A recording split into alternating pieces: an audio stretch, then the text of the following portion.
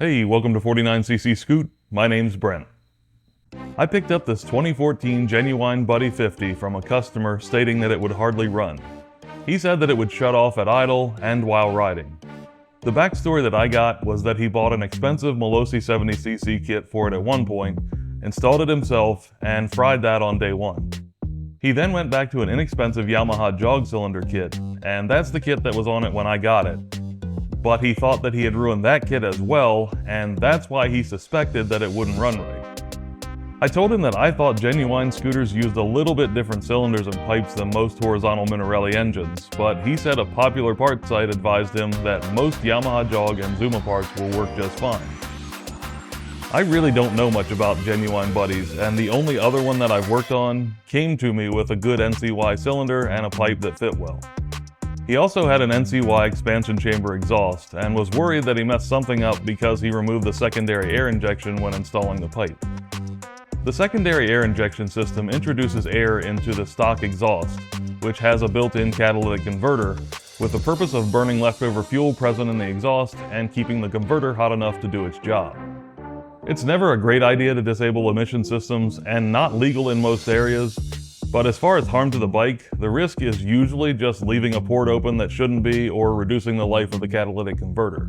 The NCY exhaust has no converter, so my only concern was making sure that no port should be capped or that sort of thing.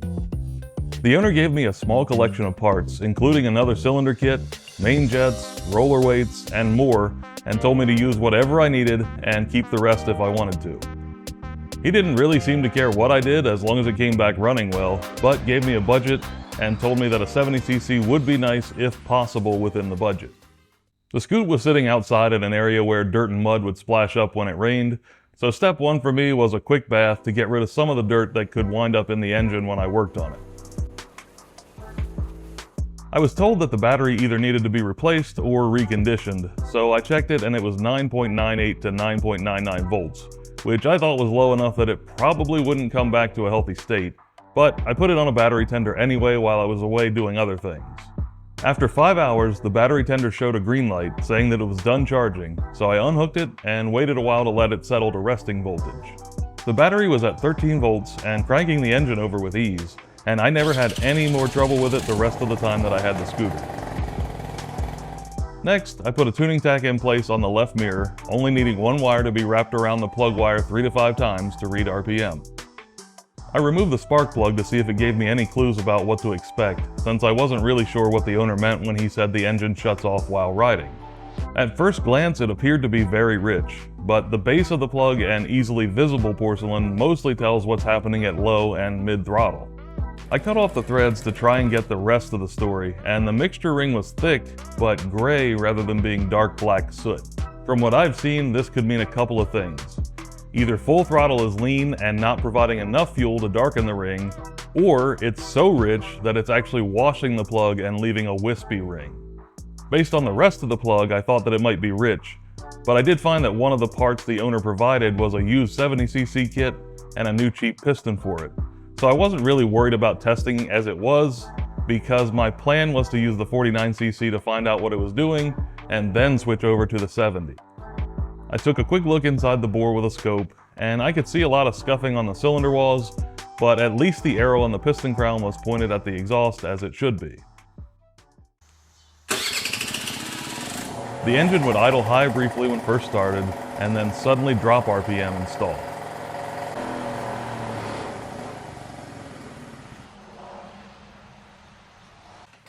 I could give it more throttle to keep it running, but the idle speed screw was already nearly all the way in, so I couldn't turn it up much, and the mixture screw appeared to be sealed over with epoxy from the factory.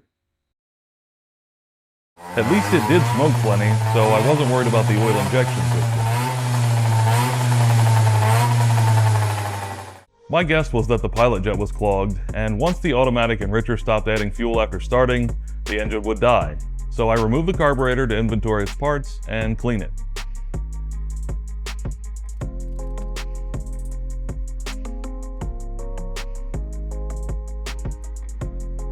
Unfortunately, this carb also had a non-adjustable needle with no clip and grooves to allow it to easily be moved for tuning part throttle. The pilot jet was indeed at least partially clogged. I soaked it in carburetor cleaner, then used a single strand of wire and compressed air to clean the pilot jet.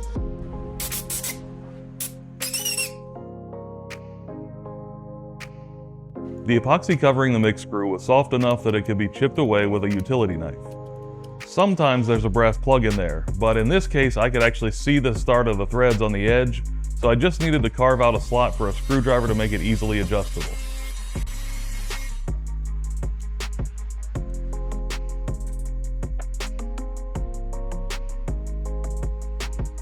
I put the carb in dish soap and water in the ultrasonic cleaner and then moved on to do other things. The owner said there were some plastic things that he never installed with one of the kits he had, which were actually carbon fiber reeds. Most Minarellis have stainless steel reed pedals stock, so I figured I might as well install the carbon reeds.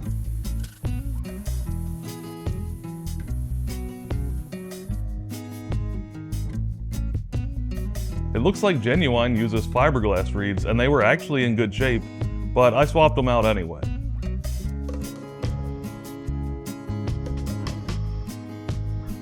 The intake is one of multiple things that Genuine redesigned for reasons largely unknown to me.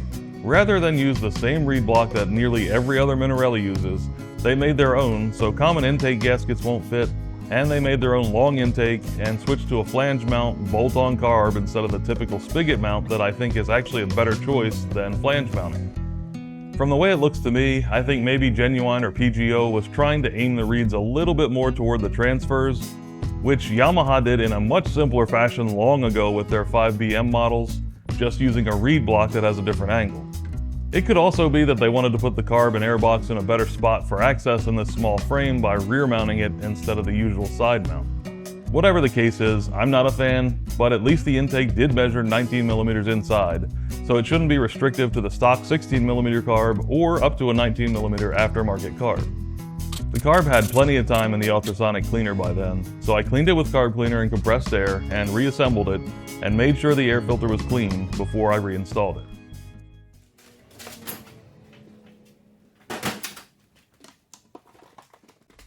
Looking for parts for your scooter? Check out scootertuning.ca.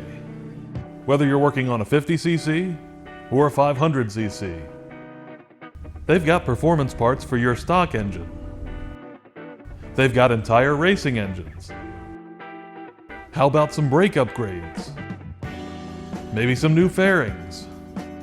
You can find high-quality parts with fast, affordable shipping from scootertuning.ca.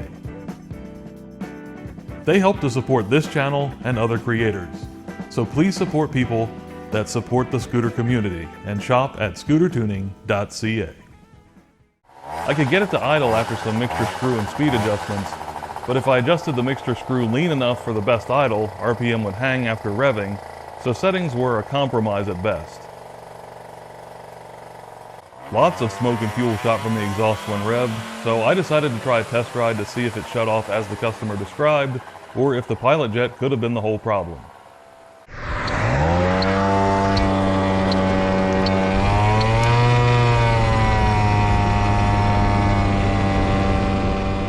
The engine was either low on power or the carb and CVT were out of tune, because most of the time it wouldn't rev high enough to hit the pipe, hanging around 56 to 5800 RPM. I tried a couple of acceleration runs anyway.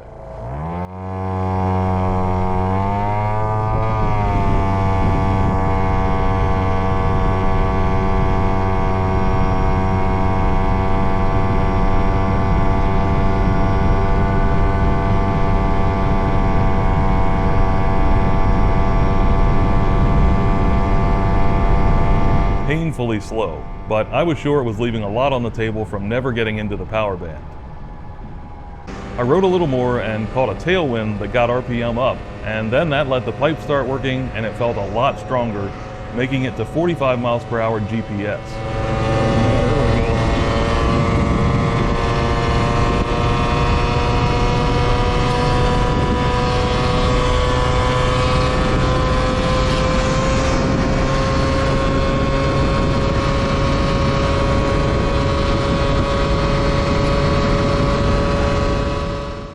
I tried to run it out one more time with a tailwind and a little bit of a decline to get me started, because I wanted to find out for sure if it was just a pilot jet issue causing the owner's complaints or if it had more problems.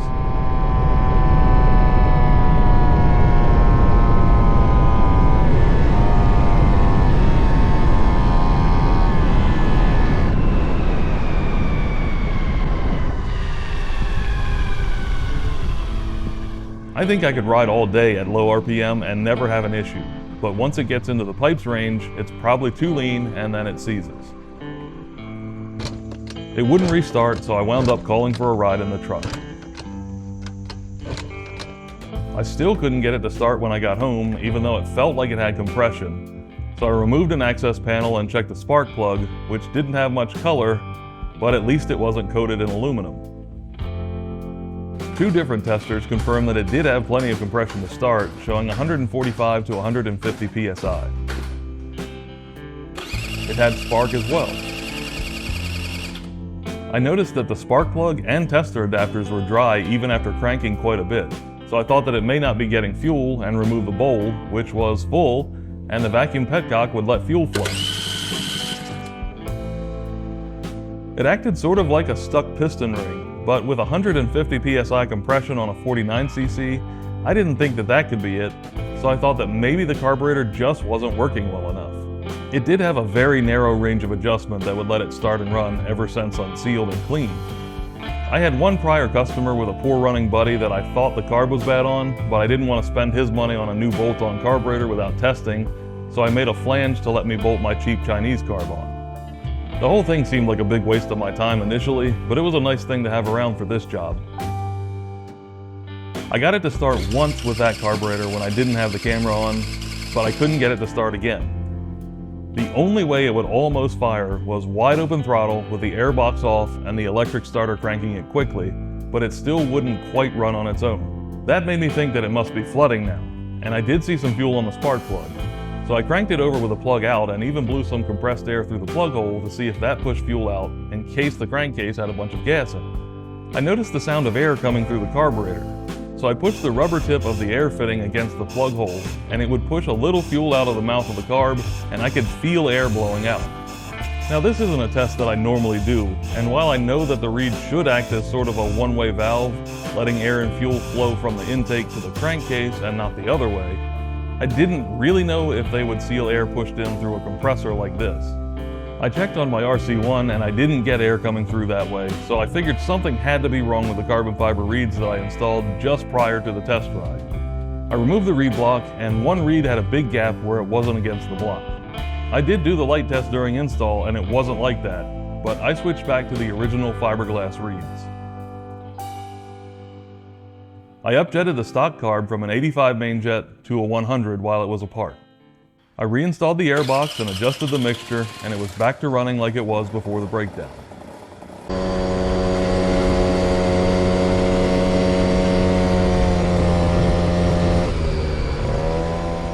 It still wasn't getting on the pipe, so I wanted to give the CVT a thorough cleaning and check.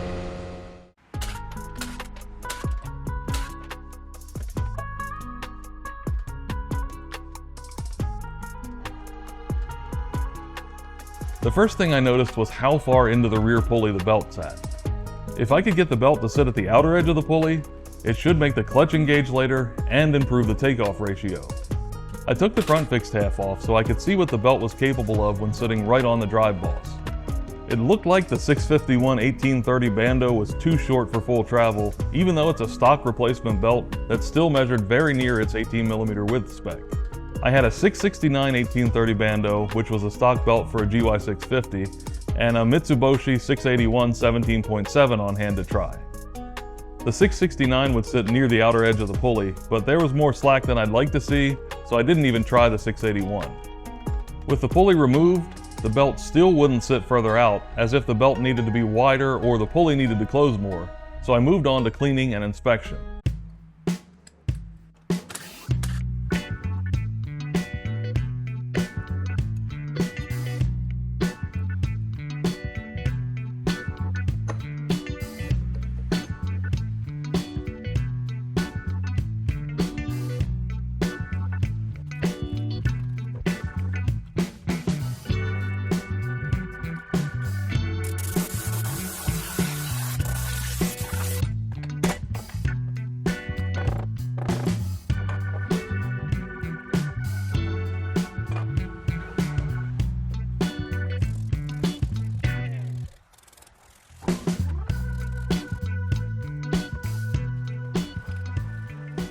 I found that the rear pulley wouldn't close all the way, so even if the belt was long enough, it wouldn't sit all the way to the outer edge of the pulley because the pulley wouldn't close enough to push it out that far.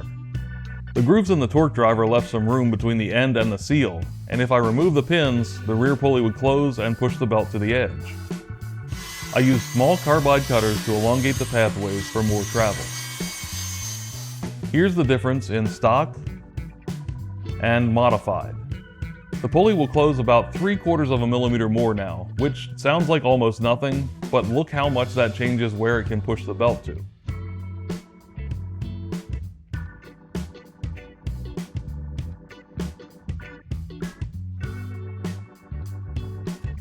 The pulley could still close just a tiny bit more, but I didn't want to cut through the edge of the O-ring groove. I finished all 3 pathways, being careful to make sure that they were in sync with each other, because if you cut them at different angles or different amounts, they won't all work together as they should. Everything was cleaned again, greased and reassembled, and the pulley opened and closed smoothly without issue. I replaced the stock contra spring with an NCY 1500 RPM spring that the owner had. The stock bandeau belt still didn't change position much when testing with just the drive boss up front. But now the pulley could squeeze the 669 belt further out and put enough tension on it that I thought it could work. The Mitsubishi belt was still too long to have any tension on it. The variator had rollers ranging from 7.09 to 7.19 grams in it, so I swapped in 7 gram Dr. Pulley sliders, hoping that the stiffer contra spring would help get RPM up using the same weight. With the CVT back together, the 669 belt sat in a good spot out back, but still wasn't all the way down in the front pulley. I tried adding a 1mm thick shim, but even that was too much, and splines weren't left for the kickstart cup to lock into, so I just put it together with no shimming and went out for some test runs. Clutch engagement increased to near 5,000 RPM, and it revved between the upper 6,000s to about 9,000 RPM.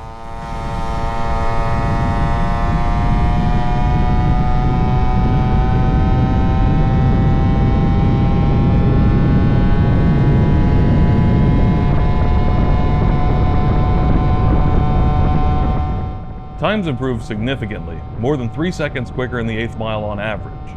Top speed was actually worse at only 39 miles per hour GPS, but I did have a tailwind when it went 45 miles per hour on the first run, and now it seemed like it didn't want to pull much more than 9,250 RPM.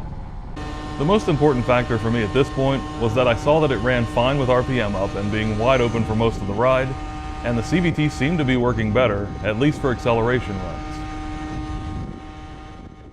I didn't see any point in trying to dial the 49cc in anymore, so I moved on to prepping the 47mm bore that the owner sent with the bike. There was a cylinder which was used and scuffed up and definitely didn't have the cleanest ports, but I couldn't feel most of the marks on the bore, so I thought it should be fine.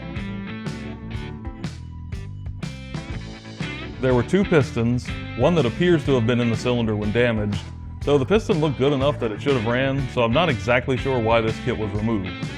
And then another brand new cheap Amazon piston in the owner's works. There were 2 heads as well, one likely from this kit or at least another cheap Chinese part, and a Melosi head from a kit that the owner said he had ruined the day that he installed it, so at least I had some stuff to work with.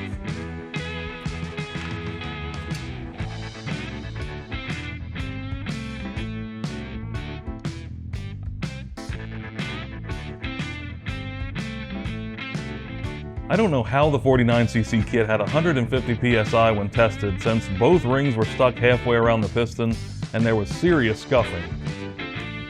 Step 1 for the 70cc kit was smoothing out some of the very sharp edges on the new piston.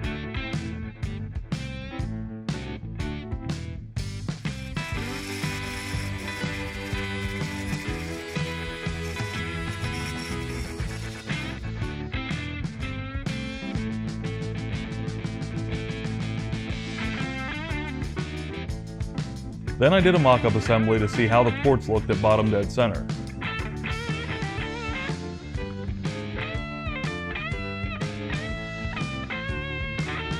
They sat a little bit below the piston crown with a thin aluminum base gasket or a 0.5 millimeter thick fiber gasket, so I wound up cutting my own 0.8 millimeter thick gasket to get the port floors flush with the crown at bottom dead center. Then I needed to figure out which head to use to get acceptable squish clearance.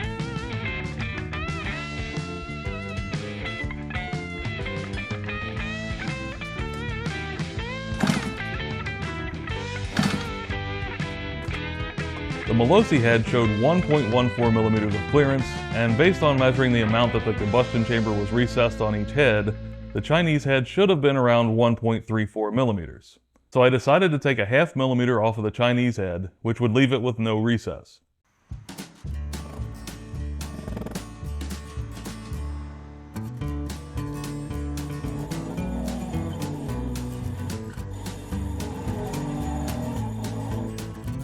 Unfortunately, I didn't check this head prior to cutting, and found out after that the squish band falls away from the piston at too much of an angle and leaves a very wide gap.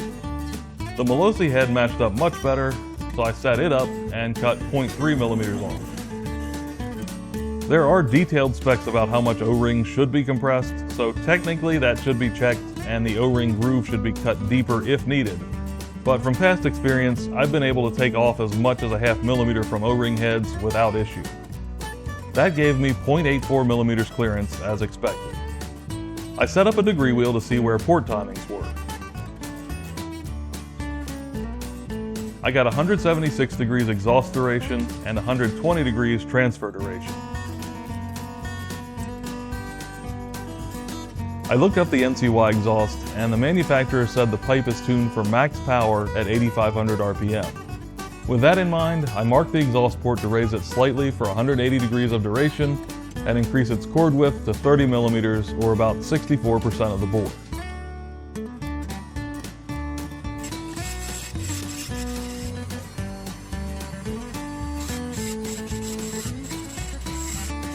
I honed the cylinder to get rid of most of the imperfections and create some cross-hatching.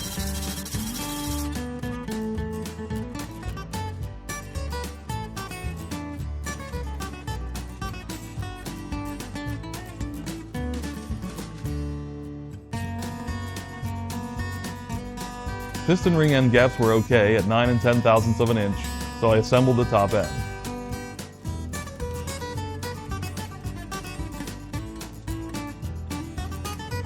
The variator and fixed half had some minor grooves forming, so I gave them a quick sanding.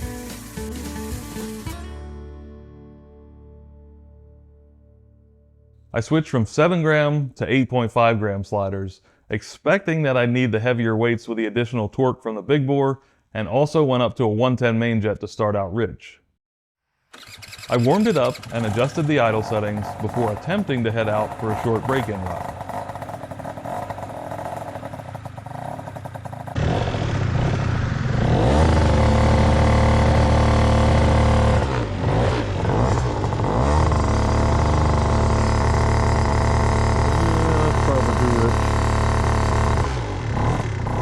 I wound up going down to a 100 and then a 90 main jet, and it would go, but RPM was too low. I swapped from 8.5 gram sliders to 7.75 gram and noticed that the splines at the end of the crankshaft were a little bit messed up.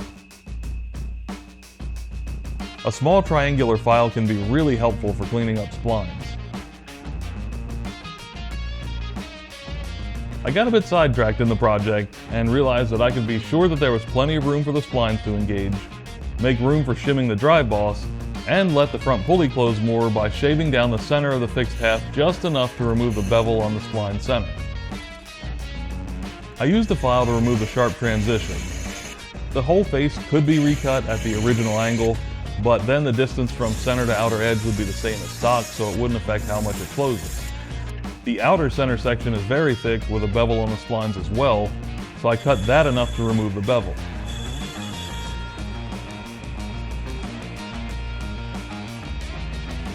The kickstart washer is also thick and beveled, so I cut the back of that just enough to get rid of the taper.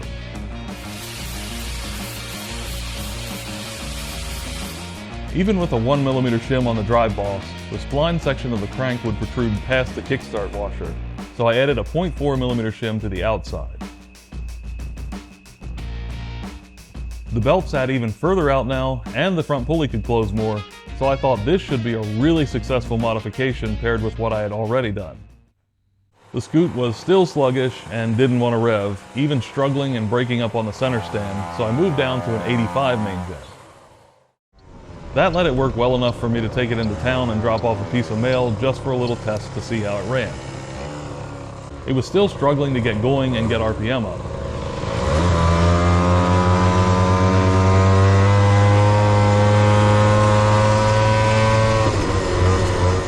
But I caught a tailwind and it spun up to about 11,500 RPM.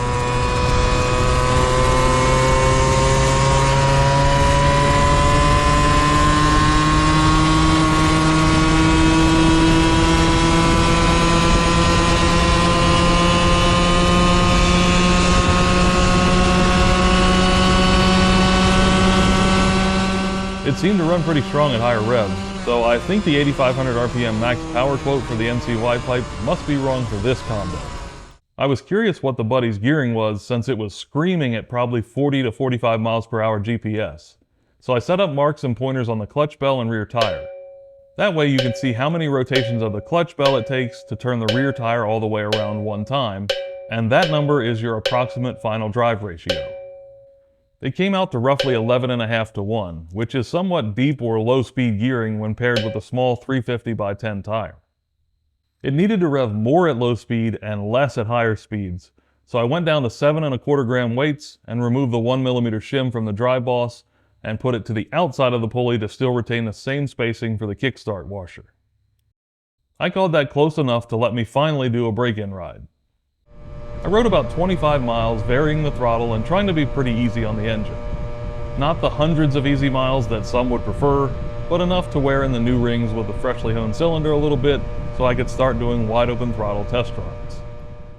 Removing shimming before the ride changed the way the CVT worked, and it needed to get RPM up more, so I went down to 6.5 and then 6 gram sliders, and it ran a lot better, but it didn't feel like it came into the power band until about 30 miles per hour.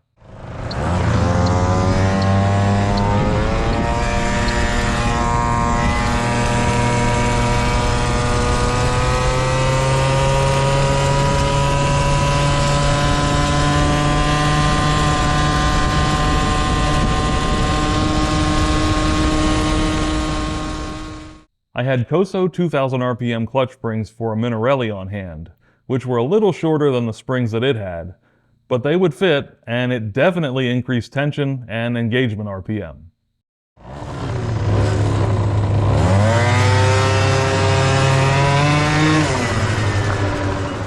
I headed out to try some draggy runs, thinking that it was finally close enough to start getting some acceleration numbers.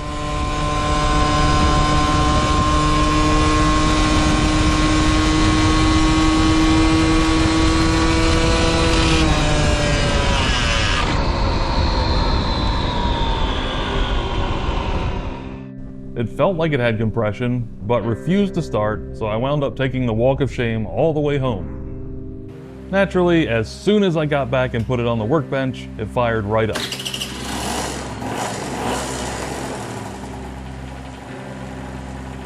But I took the cylinder off anyway to see how it looked. The piston was scuffed, but nothing that would stop me from using it, and the rings weren't sticking at all. The bore had scuffing as well, but what concerned me much more were the odd wear patterns at the bottom of the cylinder. There were areas where it looked like the piston hadn't touched the cylinder walls since I honed it. That made me wonder even more about some of the rattling that I had heard, and led me to get the dial bore gauge and mic out to see if the cylinder and/or clearances were way out of whack. The cheap piston was fine at 46.93 millimeters for a 47 millimeter bore. The cylinder was another story, being badly out of round and oversized, creating piston-to-cylinder clearances from 4 to 7 thousandths of an inch, or about 0.1 to 0.18 millimeters. As you saw, the kit could work, but I wouldn't want to depend on it, and I wouldn't expect it to have a long life. It was already beyond any limits that I'd normally use for out-of-round and clearance. Suddenly, I wished I had measured before I put a bunch of time into setting it up. I contacted the customer and told him I'd wind up a little bit over his budget, but I'd like to put a quality cylinder kit on to be sure he got a good scoot back, and the customer was okay with that, saying that his scooter didn't have to be fast, but he wanted it to be reliable. While waiting on parts, I cleaned up the engine so it would be ready to go and put a 110 main jet back in the carburetor. In the process, one of the threaded holes in the carb body finally let go and stripped. It gave me a little trouble earlier, but I put a longer screw in and thought it was going to be fine. I drilled and tapped both holes to M5 by 0.8 millimeters, and it was better than ever with a larger hardware. I decided to see if I could remove some sticker residue from the front fairing because the owner had told me a few times that he really loves this little bike, so I thought it might be nice to clean it up a bit more for him.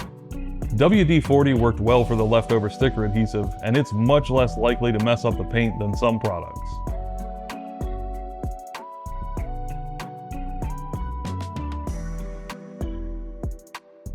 I even waxed the bike, put protection on black plastics, and scrubbed the rubber floor mat. After a few days, the Polini Sport 70cc, new wrist pin bearing, and some spare 10mm circlips arrived.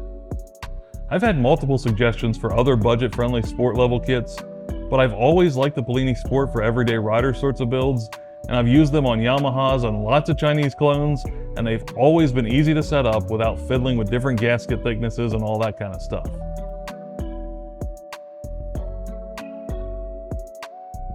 I decided to take the time to measure these new parts to show you how parts from quality sources might spec out compared to what we just saw with the cheap stuff. The Polini piston actually measured the same as the cheap piston, but the cylinder was round, didn't have a lot of taper, and clearance ranged from 2 6/10 to 3 2/10 of an inch, or roughly 0.07 to 0.08 millimeters. I rounded off sharp edges on the Polini piston.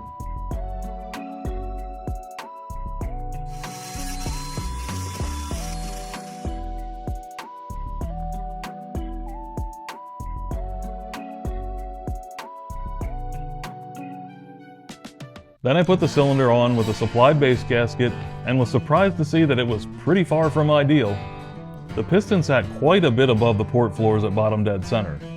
And ideally what we'd be aiming for would be the port floors level with the piston crown edge, or maybe the piston sitting just a little tiny bit above the port floor, but not like this. So much for easy setup. What I don't quite understand is why the Polini kit is so far off. The owner had definitely told me when I picked the scooter up that the 50 kit on it was from a Yamaha Jog, and I think the 70 kit was a kit for a Jog or a Zuma. If that's true, then why would the Polini kit be so far off?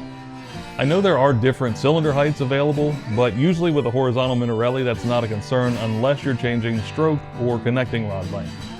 Quick online searching showed me people using all kinds of Minarelli kits on their Genuine scoots, and this kit was listed under Genuine Buddy 50 when I bought it, with the same part number as the Zuma kit. So if you know the details for these Genuine PGO scoots and this situation, please share it in the comments because I'm very curious.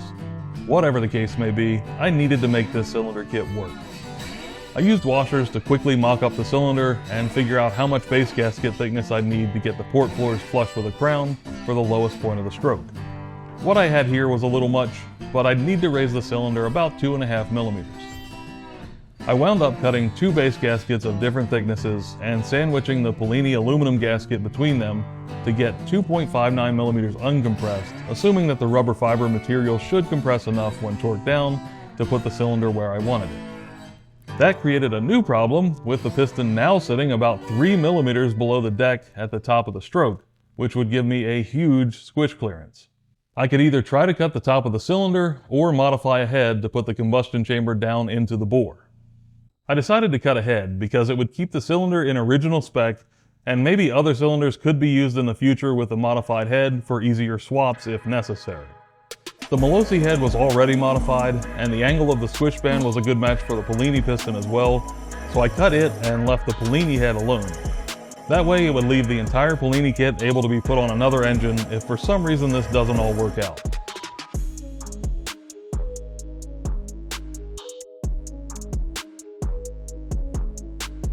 Now the chamber sits well into the bore. I cut it to 46.5 millimeters diameter for the 47 millimeter bore, and I know that the other kits I've used with chambers like this are tighter, but I've also only had all aluminum kits that were liquid cooled with this type of head. I was afraid to cut it for any tighter fit, just in case the air-cooled setup on an iron cylinder would get hotter and mismatched material expansion rates could make it tight.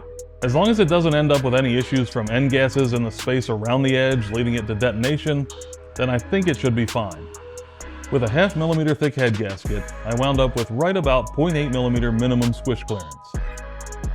The degree wheel said the sport kit already has 180 degrees of exhaust duration and 117 for the transfers, so I left the exhaust port height alone and marked it to change the cord width from 58% to about 64% of the bore. The exhaust port exit was significantly smaller than the header of the NCY pipe, so I used a piece of cereal box to make a template.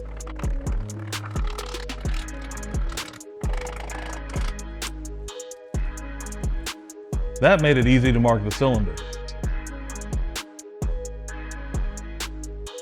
It seems I forgot to get before and after looks at the port, but essentially I just widened it as I showed in the marks earlier and matched the exit while trying to keep steady transitions through the port.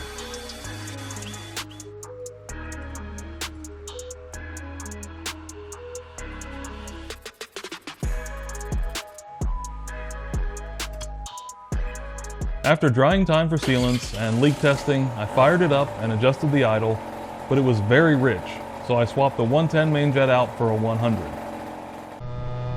Then it ran well enough for a break-in ride, so I took it out for 40 miles of mixed riding. Takeoff was slow, but otherwise it ran pretty well. So I took it home, let it cool off for a little bit, and then did acceleration runs just as it was.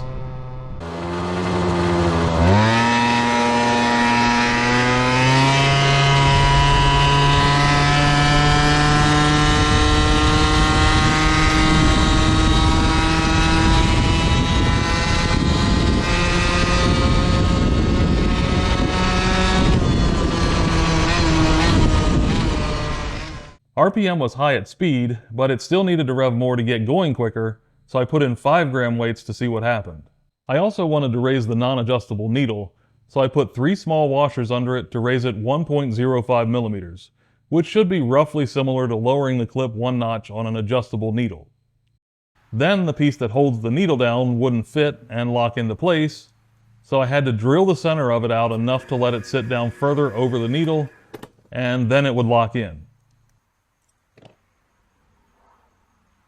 The idle still wanted to hang, and it was still very picky about mixture settings, but at least it was better.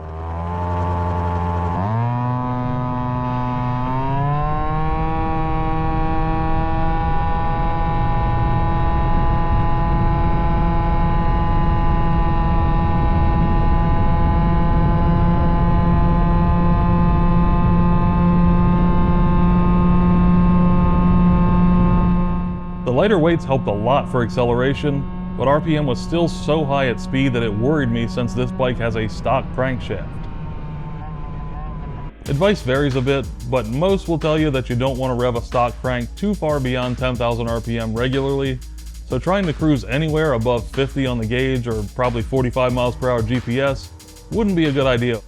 I wondered if the stock belt would be better than the 669 that I had on it. When I took it apart to switch, I noticed that there was less tension on the longer belt than when I first installed it, which made me wonder if it had stretched much as it broke in. The 669-1830 was measuring 17.3 millimeters wide, while the 651-1830 was 17.7. I found out earlier that the CVT really didn't like any shimming, so it probably wasn't liking the more narrow belt either. I checked a brand new 669 belt and it was 18 millimeters, so the belt either wore very quickly or was out of spec when new. The CVT went back to looking like it should be a turtle taking off.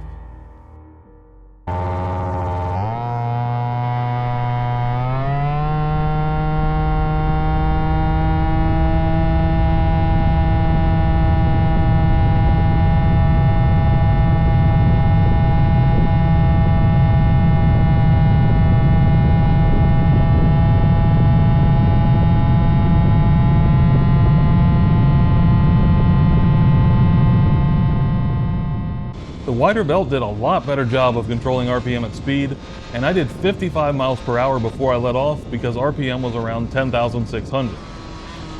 At that point, I decided that it was good enough to get ready and go back to the customer. The way I am, I could easily spend weeks playing around with different belts and trying more pulley mods or different pulleys altogether and swapping weights out and on and on. But the customer said he didn't care if it was fast, and in fact later told me that he really just enjoys chill riding. So what would be the point of me keeping a scooter longer and spending more time and more money on it with that in mind? It was already a lot quicker than when I got it, and could easily cruise faster and reach higher speeds, and I was already going to be taking a beating on the bill because I spent so much time messing around with things that the owner probably doesn't even care about. It still bugs me a bit to not keep tweaking it and see what I could wind up with, but I put a new spark plug in, got the panels back on, and let the owner know it was ready. I never did try moving down from the 100 main jet because it worked well, plugs looked good, and I wanted to keep it safe for colder weather. I advised the customer that the engine will rev very high at speed and suggested that he does not cruise over about 50 on the gauge unless the crankshaft gets upgraded. At the beginning of the video, I mentioned that he thought that there may be some issue with the secondary air injection system, but the only component that I found left over on the scooter was a hose running from the CVT to open air. So I just removed the hose and left the port open to help cool the transmission a little bit. I don't know if I like these Genuine scooters. I do of course love two-strokes, but I don't get what Genuine was trying to accomplish here. They took a horizontal Minarelli, which is a great engine with tons of parts available from mild to full race, and changed the reed block and intake so standard parts don't fit, and in my mind inferior bolt-on carbs are all that fit unless you replace or modify the intake. Plus all of the effort it took for a big bore kit to fit the way it should, and then making it more difficult to get parts because of different things that they've changed. They put a Honda Dio or GY650 style CVT on it, and then thought it was a great idea to use a belt that's too short, and designed the rear pulley not to close all the way. The stator is also a different design, but I don't think I got any good shots of it because I didn't really work with it. I suppose the scooter works pretty well stock and with a few mods, but why go to the trouble to redesign an engine platform and make it worse than what you started with? But maybe that's just my opinion and my frustration from not being used to their design. There are belts around the 660/18 range out there that may work better, and there are CVT upgrades, so it can probably improve a lot. At least they did put quality fiberglass reeds in stock, and the overall build quality seems pretty decent for the bike. Well, that's it for this episode, but let me know what you think, and be sure to like the video if you enjoyed it or found it helpful, and subscribe for more scooter content. Thanks for watching.